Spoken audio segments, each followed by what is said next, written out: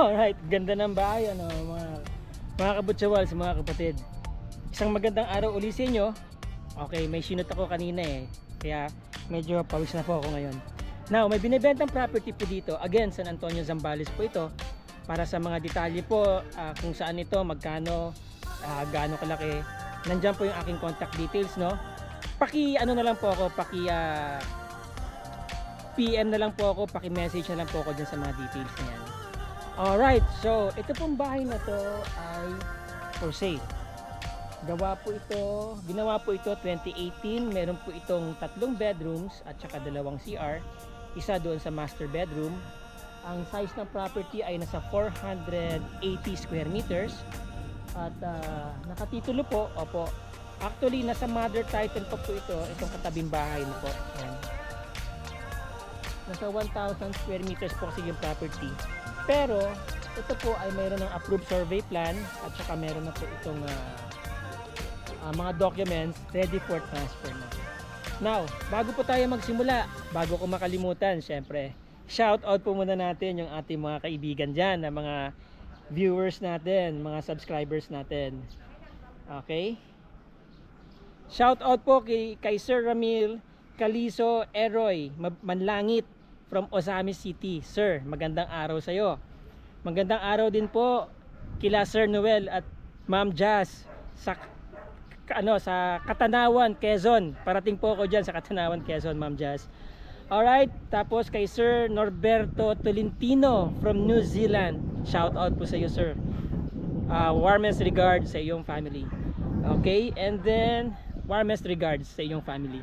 Okay, and then kay Ma'am Hermina Iles ng Lipay Dingin, Iba, Zambales. Ma'am Hermina, magandang araw po sa iyo. And of course, kay Ma'am Imelda Vidal, ng Antipolo City. Magandang araw po sa iyo, ma'am. And then kay Ma'am Ebetha Cruz. Hello, ma'am. Kumusta po kayo dyan? Isa sa mga laging nagko-comment po sa ating mga video, si Ma'am Ebetha Cruz ng 13 Martires, Cavite. Alright, and then kay Ma'am Ann Yaun from Cebu City. Hello po sa inyo. Magandang araw sa inyo. Tapos po kay Sir Olan TV. Sir Olan TV, shout out po sa iyo. Alright, tapos kay Ma'am Evelyn Pedulia, magandang araw po sa iyo. Kay Sir George Pilambato, magandang araw din po sa iyo. Okay. Kay Sir Mar Juanico, magandang araw po sa iyo, Sir Mar. Yan. Tapos Sir Pinoy Yen TV, magandang araw sa iyo. Ingat ka diyan, sa Japan ka siguro, Pinoy yan Alright. And then kay Ma'am Sharon Manrique. Ma'am Sharon, magandang araw sa iyo. Tapos kay Ma'am Miriam Edilio. Kay Ma'am Miriam Edilio from Guam. Yun nakakarating yung video natin sa Guam.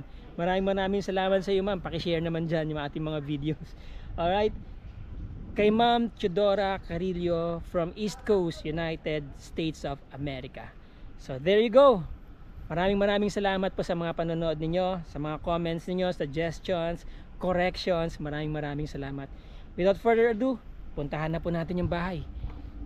There you go. Yan. Okay.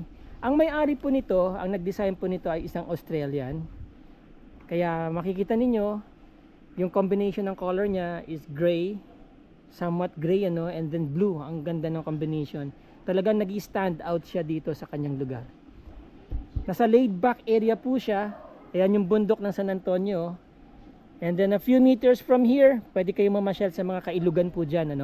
Tapos this is about 10 minutes from downtown ng San Antonio, Zambales. About 3.5 hours from Manila. Now, meron po tayong road right of way dito. Few meters lang naman po niyan. Pag lagpas nyo nito, cemented road na po yan. At maluwag naman po ang kanilang provision sa kanilang kalsada. We have here yung vehicular entry. At dito, kasya po yung I think 2 4 wheels, tapos motor, kasya po dyan. So yan ang inyong carport. Maganda, safe yung car ninyo. Maganda ang gate. Okay, malalaki yung tubular na ginamit nila. Well painted po. Yan. Tapos nabubuksan po yung entirety ng gate na yan. Maganda ang pasok ng hangin, ano, kasi hindi yung bakod niya, hindi po yung mataas. Napaka welcoming ng bahay, no. And then here we have our pedestrian gate. Then my doorbell, as you see. Doorbell. Maluwag ang pedestrian gate at very safe. And then upon entering the perimeter,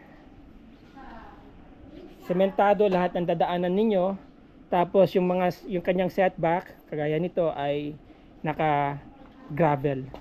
Yan, no? Kaya hindi po maputik. So meron kayong allowance kung ano man ang gusto nyong gawin dito para i-convert nyo into a nice garden. Okay? Ikot po muna tayo sa property, ano, bago po tayo pumasok sa loob ng bahay.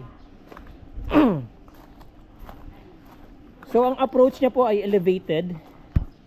Naka-elevate po itong bahay mula dun sa kalsada. Kaya kapag sinemento yan in the future, ay elevated na po itong property nyo. I think this is around 1 meter elevation. Naka-ano nga lang po siya, naka-angle kasi siya pababa dun. Okay, tapos yun, maganda po yung pagkakatiles ng property, ha. At ang lagi kong tinitignan sa bahay, mga kaibigan, mga kapatid, yung kisame, no. Diyan nyo makikita kung maganda yung pagkaka-maintain ng bahay, especially kung may butas yung bubong. Yan, kita nyo, ang ganda pa ng kisame, at maluwag po yung parang wrap around porch na rin to, so yung dalawang corner niya, itong main entrance nyo, contiguous yung kanyang lanay or veranda hanggang dun. Okay, now maganda po yung kanyang perimeter fencing, no. Hindi masyadong mataas kaya maganda yung flow ng hangin. At ang ating kisame sa labas, naka-spandrel, aluminum. And then ito, may naka-gravel po, no, naka-gravita yung yung mga hindi na sementong part ng area. Tapos meron ding pedestrian gate dito papunta sa kapitbahay. Exit gate. Okay. Opo. And then nandito yung kanilang Pozo Negro. Yan, maluwag, no? So from here, naka-setback po yung bahay mula dun sa bakod ng 1, 2, 3, about 4 meters. Tapos nakapasok yung kanyang mga yung mga downspout niya, no? Nakapasok diyan, no? Sa loob. So walang naka-expose na downspout. Yan, no? And then naka-spandrel lahat ng eaves, no? Yung perimeter eaves niya naka-spandrel. Tapos naka-setback siguro, naka-overhang siguro yan ng about 1 meter. Stainless ang kanilang gutter.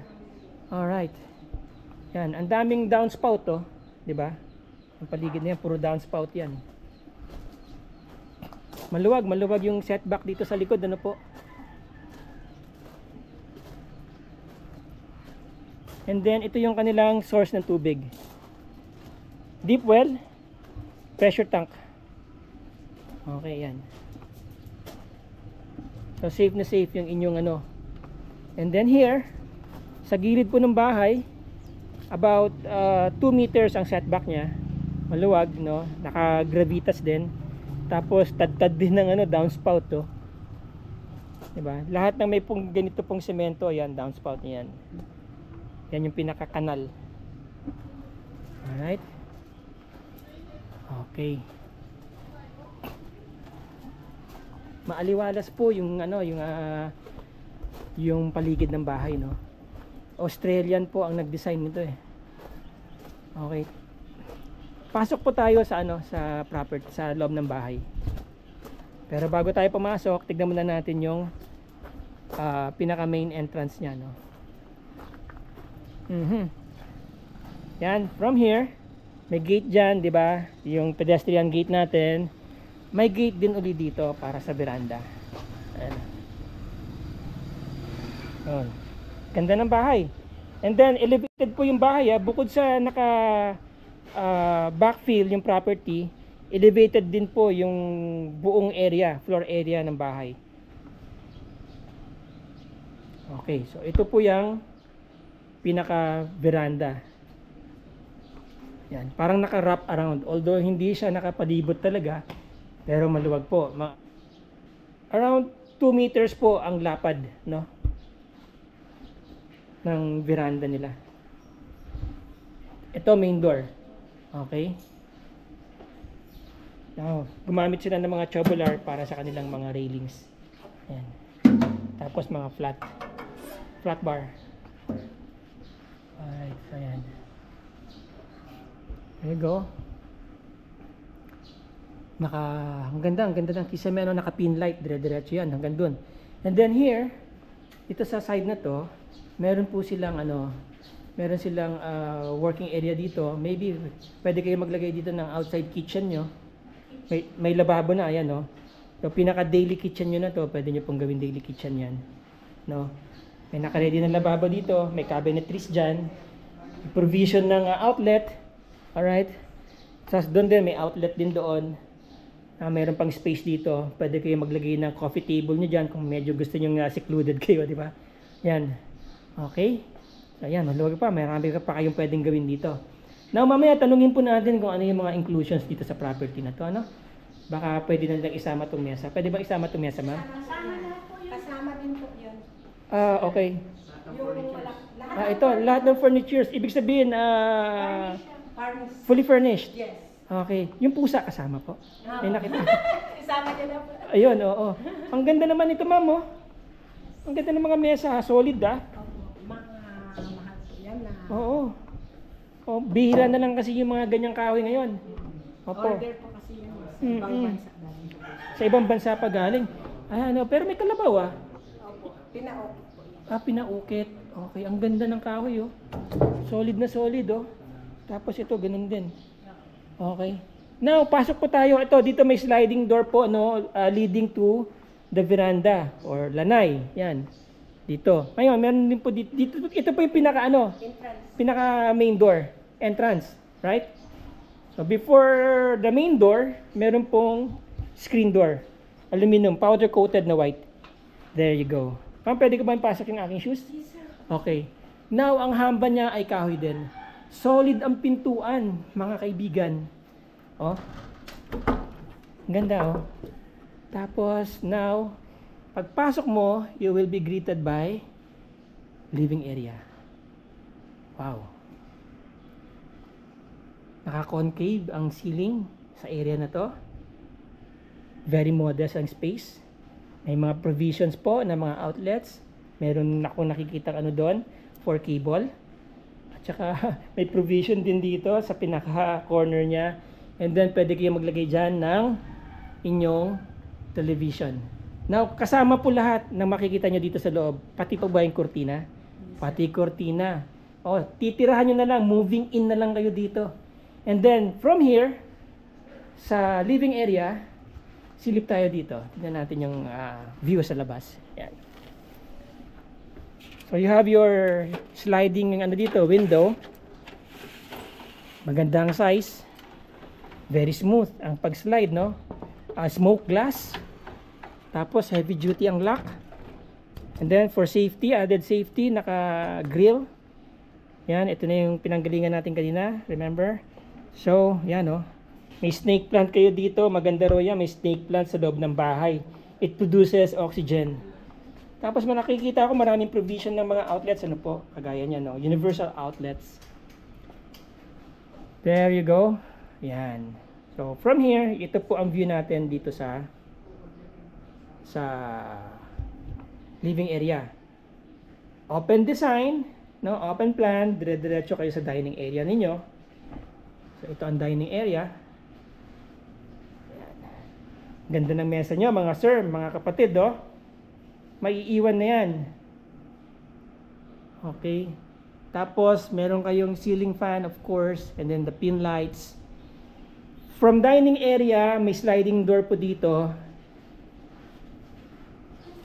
Malaki. Salamin, ano. Papunta uli dito sa veranda. At saka dyan sa carport. Di ba? Yun, dyan tayo galing kanina. And then, ito po yung kitchen. Kusina nyo. Naka-granite, ha? Malaki yung pinaka, ano na rin, pinaka center island, ano? Separating the dining area from the kitchen. Pero syempre, habang nagtatrabaho kayo dito, nagluluto kayo, mabilis ang serving nyo, nandiyan na kaagad, oh. Tapos, wow. Ito, maiiwan sa inyo ito. Mukhang imported tong ano, ma'am, gas range nyo. Yes, sir. Ayan, no? Welcome na ang gamit dito, sir. Oh, Welcome. from Wilcon. Ayan, oh. Mga gusto niyo na mag-bake ng cake. Ayan. Then, yan, ang range hood. Bagong-bago pa. Hindi pa halos nagagamit, ha? Whirlpool, ha? Ang inyong range hood. Okay, tapos this is your cabinetries. Yan, there you go. Oh, stainless, no? Ang ganda. Ang ganda ng exhaust. Okay. Oh, yeah. And then you have here your countertops, no? Oh, may maiiwan pang microwave sa inyo. Yan. Maluwag po yung working area, paikot, no? Ang ganda ng pagkakagawa ng pagkakatriangulate ng working area. You have here your lavatory and then cooking area, tapos yung ref diyan nakalagay for sure. So parang triangle 'yan eh. Kaya maganda yung flow, no? 'Di ba? Yan.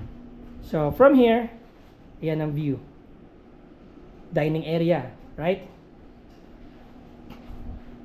Sala or living area. Tapos ayan ang mga cabinetries dito. Ayan. Okay. Then may bintana dito. Smoke glass din, ano?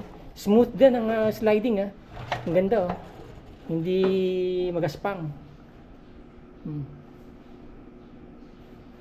Okay. Check natin yung rooms.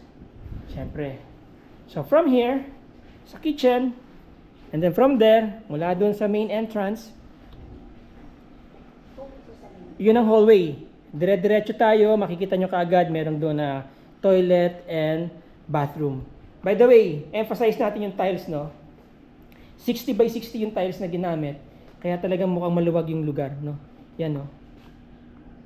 Maganda yung tiles, ha? Talagang nagbe-blend doon sa neatness ng bahay. Pati itong nasa kitchen, ano? Ang ganda rin ng pagkakagawa ng tiles, no? Inano nila, diamond shape nila. So, very neat, no? Very neat ang pagkakagawa. Very contemporary. Okay. Now, nandiyan, may pin light sa ating corridor. Sa walkway dito, papunta sa mga rooms. But before na ma-reach natin yung CR dun sa dulo, no? Meron ditong isang kwarto. Let's look at the first room. Ito po ang master bedroom? Hindi. Connecting room. Connecting room ito. Oh, sa master bedroom. Okay. So, we have here a small bedroom connecting sa master bedroom. May pintuan dito. Yes, sir. Alright. Okay. So, there you go. So, parang si master bedroom, meron pa siyang auxiliary room dito. Yan, no? Diba? Ito. You have your built-in cabinet dyan. Tapos, ito yung master bedroom. Yun.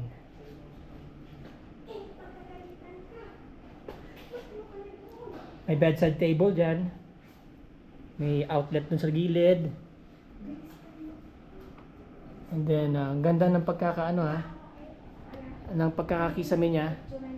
Tapos, meron po kayong split type aircon dyan. Okay. Ma'am, pati itong TV, may iwan na to?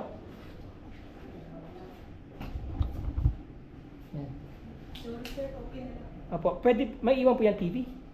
Lahat iwan talaga. Everything. Ito pong mga abubot na yan. Anong mga bukot nito? Hindi na, okay. Ayan, no? So, may mga... Ito, sir, dito yan. Ang ganda ng Dito yan. May office table lang dito kami nilagay, kaya... okay. Bedside table dyan. Oo, Ito. Alright, so yan, ang gaganda ng mga bedside tables, oh. Parang antique. Oh. Solid, no? Oh. Smooth na smooth pa ang slide ng mga drawers. Okay, so ito yung table. Kita nyo naman, ganda ng headboard. Oh. No? Queen size bed. Okay. Okay, by the way, mga kabutsawals, mga ma'am, mga sir, mga kapatid, mga kaibigan. Isa sa mga safety features po ng mga kwarto, lahat po ng kwarto again, lahat po ng kwarto, meron pong fire exit. Ayan, no? May kandado po dito. Pwede nyo pong buksan. Lahat po ng susi, nandito lang yan sa kwarto, ano? Naka-ready lang yan. At once na binuksan nyo to, magbubukas po itong entirety ng isang unit na to ng bintana para madali po kayo makalabas. Dalawang bintana po, merong fire exit. Yan, no? Yan, may fire exit din dito. Galing naman ng Australiano nag-isip niyan, no? Sabi nga ni ma'am, ito daw pong bahay kasi ay dinesign to sa Australia, yung plano nito. Pagkatapos, dito na lang in-execute sa Pilipinas. Kaya ganyan po ang design ng bahay. Ma'am, meron po itong internet, no? Yes, sir. May iwan na rin po yung internet. Yes, sir. Kasama na. Sila na mag-continue. Sila na mag-continue ng internet. Okay. Sige po ma'am, ikot lang ulit ako. Yes, sir. And then, here ay ang inyong ensuite na ensuite na toilet and bathroom with wardrobe. Yun. Okay. So meron kayong dalawang sink dyan, no? Naka-elevate yung sink. May hot and cold shower ba to? Yes, sir. Centralized? Hindi, sir. Ba't dalawa yung gripo? Dati, pwede siya doon sa Pwede may doon. heater po kasi yun. Okay, so may heater to na-connect. Yes, sir. Alright. Ang kuryente po dito ay 220 lang. May 110? Yes, sir. 220. 220. Okay. Now, very neat po ang kanilang wardrobe, ang kanilang ensuite na toilet and bathroom. So, you have here your water closet. Very cute, no? Ang tiles is, I think this is 15 by 30. Hanggang doon sa may kisame. Malaki ang bintana. Yan o, sliding window here. So, yan ang view dyan. Dyan tayo galing kanina, di ba? Sa likod. Tapos, of course, yung inyong exhaust fan. Enclosed shower area. Ayan o. Pwede kayo mag-shower sabay. Dalawa shower heads. Merong hot shower. Hot and cold bath. Okay. So, maganda. Neat ang pagkakatiles, no? Tapos, ito po ang cabinet, no? Open cabinet. Shelves. Okay, so meron tayong dalawang vanity mirrors dito. Kahit sabay po kayo mag-toothbrush ni Mister. Yan, pwede. Ganda naman ang lababo. Malakas ang tubig. Oh. Yun. Yan. Very elegant ang CR, no? Ang ganda. May mga provisions din ng mga outlets dito sa loob. Right, yan. May mga cabinet. Although na may konting mga repairs na kailangan gawin. Kagaya yan. Pero okay lang yan. Ay, ano lang yan, sir. Hindi lang naisara mo. Hindi lang naisara ng mabuti. But anyway, okay lang yan. Sige, ma'am. Nakipalit lang yung Alright, sige. Now, labas tayo dito. May pintuan din dito. So, yun yung galing tayo doon kanina. Yung room kanina doon. And then, labas tayo dito.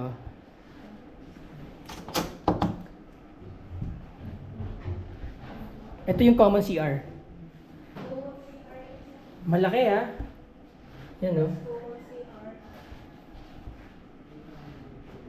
Dalawa lagi yung shower heads, no? Yan. Very neat, Ang ganda ng pagkakatiles hanggang dun sa kisame. Malaki ang bintana sa CR. So kahit na hindi kayo mag-ilaw, buksan nyo lang yung bintana, maliwanag. Oo. Nandito na ang inyong water closet. Yan. Tapos, lavatory of course. Now, from here, pag tinignan ninyo, dire-diretso doon sa main door. Ayun yung main door, oh. Diba? Okay. Parang may foyer yung CR nila. Ito, oh. Okay. And then, by the way, ang size siguro ng master bedroom, around, 50 square meters, including yung, yung CR. Okay. Yung hallway. Ito yung guest room. Alright. Ang ganda ng guest room, mga kaibigan, mga kapatid. Ganda ng guest room. Puro pin lights. So, very cozy. Yan yung bed na may iiwan dito sa guest room. Of course. Ang tiles niya, lahat pare-pareho, no? yung buong bahay, yung semento, yung sahig. Then may dalawang windows dito, sliding, okay. Yan. Yan. Ito yung sinasabi ko kanina kung saan kayo pwede maglagay ng coffee table. Diba? Ayan, bakod oh. Alright, so yan. 1, 2, 3, 4, mga 16 square meters po itong kwarto na to. Okay. Ayan, malalaki yung mga cabinets. May paglalagyan pa dun sa taas. Okay. And then here, another room. This is Washing area. area. Ito pa yung cabinet for washing area. Cabinet for washing area. Yung mga stocks, no? Mga sabon, Clorox, yung mga towels, dyan nakalagay. Okay. Tapos ito, yung inyong yung inyong laundry area, laundry room. Then, dito sa laundry room, nandito yung service panel papuntang kisame. Andun. Okay. Yan. Lalim ng lababo, pang restaurant. Yan, pwede kayo magbanlaw dito, pwede nyo takpan yan, no? Tatakip nyo lang to. Punuin nyo yan, pwede na kayo mag-manual dyan kapag walang kuryente. Iwan na rin itong washing machine, ma'am? Yes, sir. Wow! Sana all. Okay, ganda ha. May washing machine na kayo. Oh. Tapos ito, may pintuan dito, no? Solid na pintuan, double lock, or ng carport, yan oh. At saka ng veranda. Yun. Si Pastor Josue. Alright. Yun.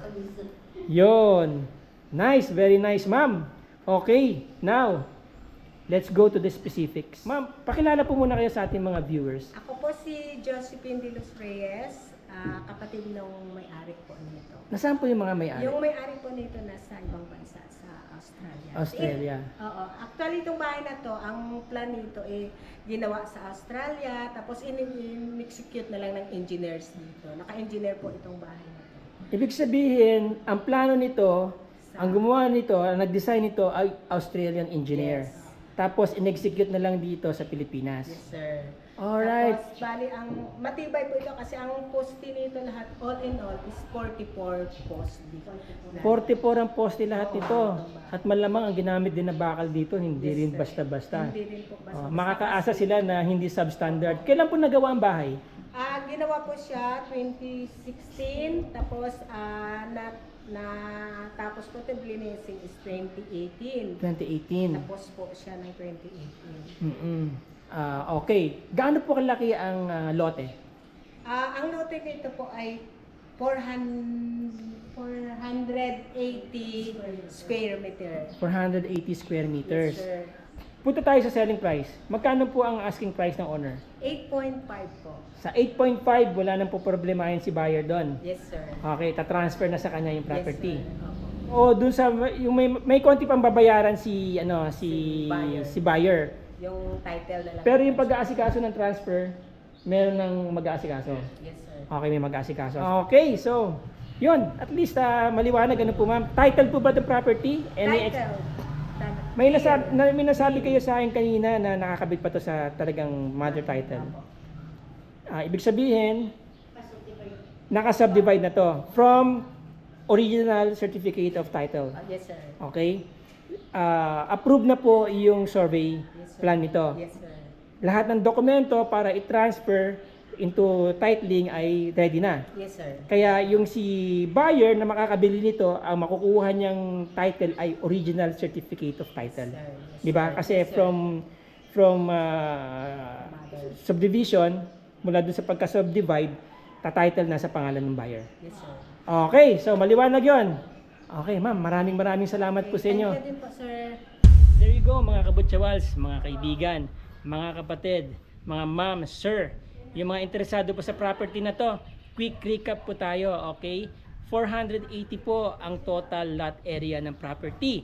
Nakakabit pa po yan sa mother title, pero pwede na pong i-transfer yan kasi meron na pong approved survey plan nito at yung mga supporting documents para mailipat po yung ownership doon sa buyer. At yung hahawakan ng buyer kapag lumabas ang titulo, sa pangalan niya na po yun, original certificate of title. Usually, it takes around 3 to 4 months ang proseso po niyan. 8.5 million ang asking price para sa 260 square meter na house and lot na to, na bahay na to. Mayroon 3 bedrooms, as you see kanina, may 2 CR, ano po, bago yung bahay, maganda, meron pong internet connection, at naka-insured po yung bahay. Yes, naka-insured po itong bahay ninyo. At yun, fully furnished po yan ha. Lahat ng nakita niya doon sa loob, iiwanan na po yan. Ready to move in na kayo dito. Kapag bayad nyo nito, pwede na kayo mag-move in dito. Pwede nyo na po i-enjoy ang San Antonio, Zambales. Nandito po ang Pundakit, nandito po yung Anawangin sa San Antonio, Zambales. Marami pong tourist spot dito ng mga resorts. Okay? At napakagandang gawing ano din po ito, pinaka-jump off area ninyo kung halimbawa magbabakasyon kayo sa Zambales. Okay? So, yan. Maraming salamat po sa mga viewers, sa mga bagong subscribers, pati sa mga subscribers, sa mga paulit-ulit na viewers ko, sa mga commenters. Comment lang po kayo dyan, magbigay lang po kayo ng suggestion, mag-correct po kayo. I stand corrected. I learn as I go on. Maraming salamat po sa inyo. Ciao!